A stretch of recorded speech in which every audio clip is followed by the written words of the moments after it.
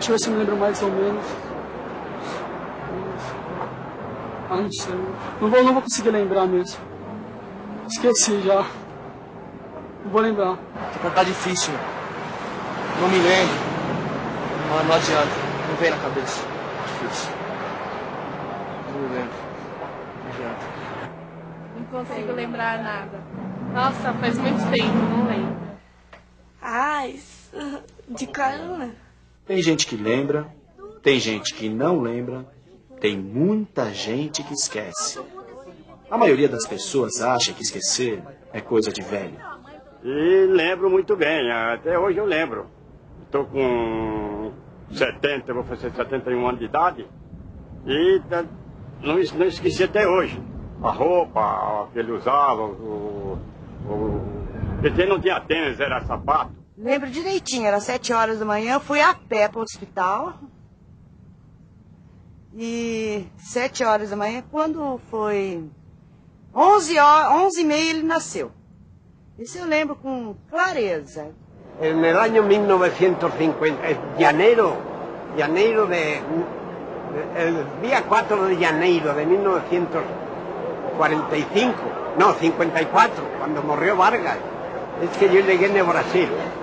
O Brasil vive há alguns anos uma revolução demográfica, onde está havendo um declínio muito grande na fecundidade, um aumento muito grande na expectativa de vida, tudo isso resultando em um envelhecimento populacional muito rápido, muito intenso.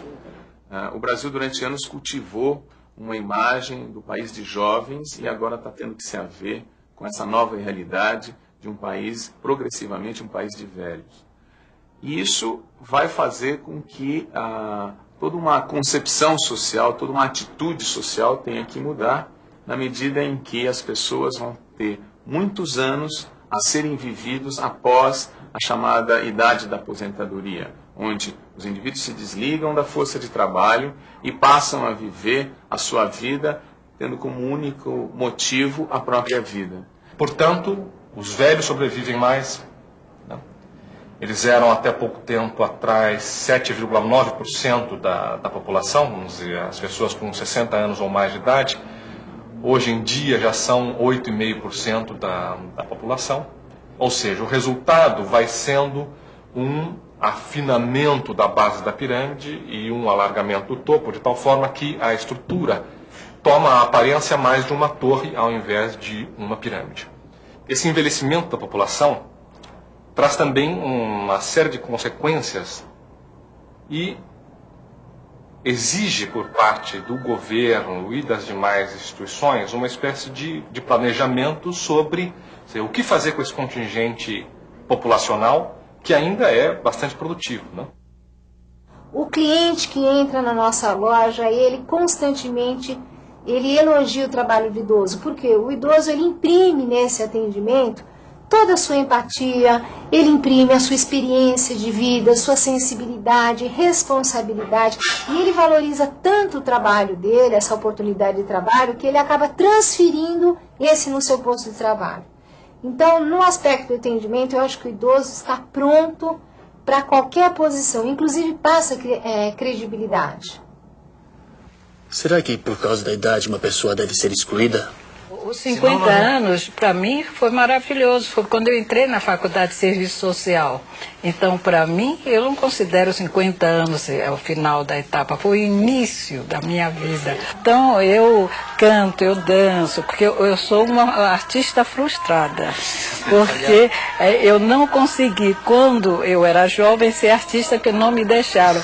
E hoje, com o grupo da terceira idade, eu estou conseguindo realizar meus sonhos, não é? Realizar esse sonho. Me aposentei o ano passado e fui logo para o teatro. Eu acho que a gente tem que ser assim um pouco, não digo que seja diferente, mas pertencer a um grupo, seja de jogo, seja de leitura, seja de obra social, que é hoje em dia o que a gente tem mais facilidade, que sempre foi o nosso, e que tem esse ambiente mais jovem, mais cheio de ideias. E a gente vai junto com elas. Problema não existe.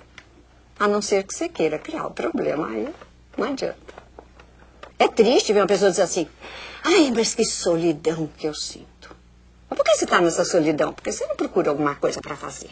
Vai se doar em alguma coisa. Se é professora como você, faz uma palestra, encontra essa juventude toda, você fica velha, você volta jovem. Que nada. Agora fica em casa, falando de doença, vai pra cama direto.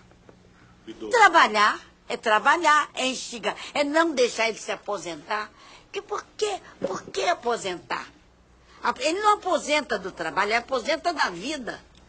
Ele se aposenta da vida, porque se você não quer mais trabalhar, você não tem nenhuma razão de viver, cara.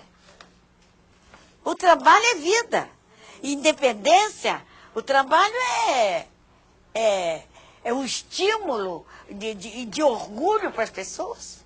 Eu escutei dos meus colegas um dia deste, se eu não tinha vergonha de dizer, no meio de uma repartição aqui, que eu era cobrador de ônibus. Falei, absolutamente, com muito orgulho, porque trabalho e eu gosto da profissão, e tenho amor à minha profissão, e sei lidar com a terceira idade.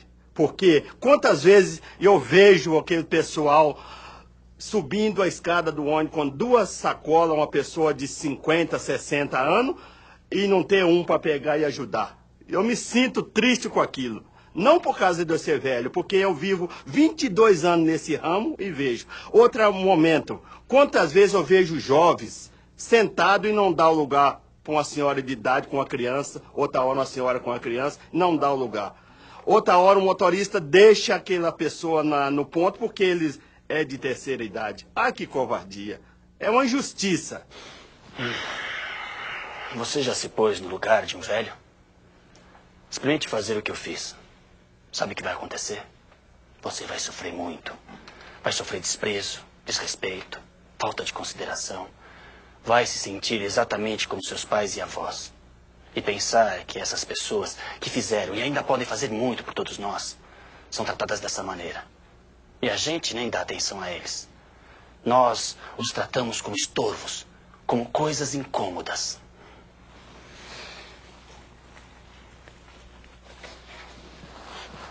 Você já pensou que um dia vai ficar velho também? Já pensou que o desrespeito com que você trata um idoso hoje poderá ser o desrespeito com que você será tratado amanhã? Pense nisso.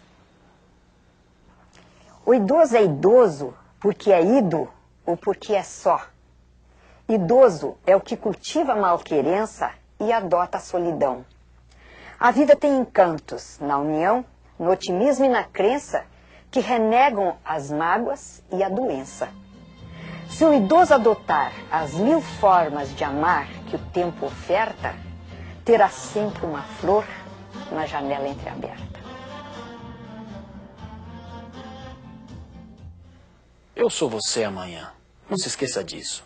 Todos nós vamos ficar velhos e não há problema nenhum nisso. Aliás, os melhores atores que eu conheço têm mais de 60 anos. Você não acha que nós merecemos ser respeitados quando ficarmos velhos? Então comece agora. Respeite e valorize os idosos. Respeite e valorize você mesmo amanhã.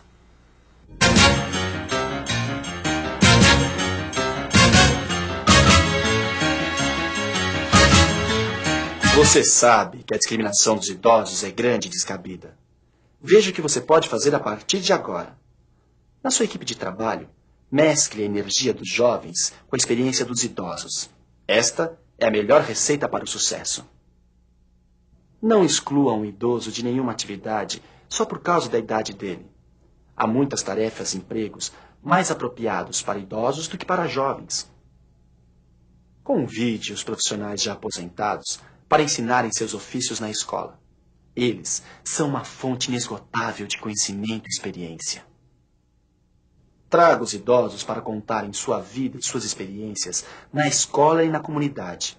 Não podemos aceitar que o nosso país seja um país sem memória. Faça um programa de monitoria na escola.